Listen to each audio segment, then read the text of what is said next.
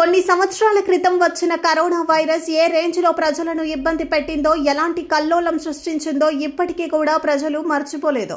ఎంతో మందిని ఆసుపత్రుల పాలు చేసింది, ఎంతో మంది ప్రాణాలను బలిగొనింది.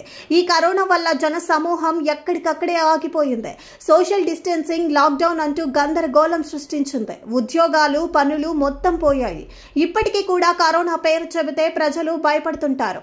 ఈ కరోనా తర్వాత చాలా వైరస్లు వచ్చాయి, కానీ పెద్దగా ప్రభావం చూపలేదు, కానీ భయపెట్టాయి. అయితే ఇప్పుడు అదే తరహాలో మరో వైరస్ భయపెడుతోంది.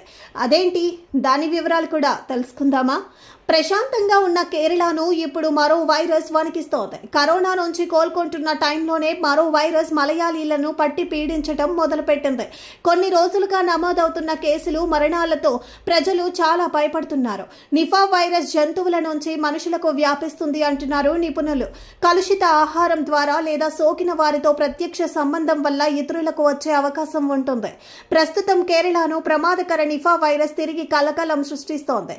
ఈ వ్యాధి సోకి ఒక టీనేజర్ ఈ నెల 1న కోజికోడ్లోని ఒక ప్రైవేట్ ఆసుపత్రిలో మరణించగా, మల్లపురానికి చెందిన 18 ఏళ్ల యువతి, పాలక్కడ్కు చెందిన 39 ఏళ్ల మహిళకు ఈ వైరస్ సోకింది. ఈ వైరస్ వ్యాప్తితో రాష్ట్ర ప్రభుత్వం అప్రమత్తమయ్యింది.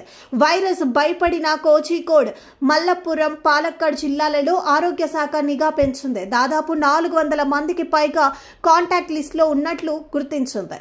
వైరస్ ఇన్ఫెక్షన్ వ్యాప్తి చెందకుండా పటిష్ట చర్యలు చేపట్టింది. కాంటాక్ట్ ట్రేసింగ్, రోగ లక్షణాల గుర్తింపుతో పాటు ప్రజలకు అవగాహన కల్పించేందుకు ప్రతి ప్రాంతంలో 26 ప్రత్యేక బృందాలను ఏర్పాటు చేశారు. నిఫా వైరస్ తొలిసారి మే 19, 2018లో కోజికోడ్ జిల్లాలోనే బయటపడింది. ఈ వైరస్ కారణంగా 2018 నుంచి 2021లో మరణాలు నమోదయ్యాయి. ప్రపంచ ఆరోగ్య సంస్థ ప్రకారం జంతువుల నుండి ప్రజలకు ఈ వైరస్ వ్యాప్తిస్తుంది.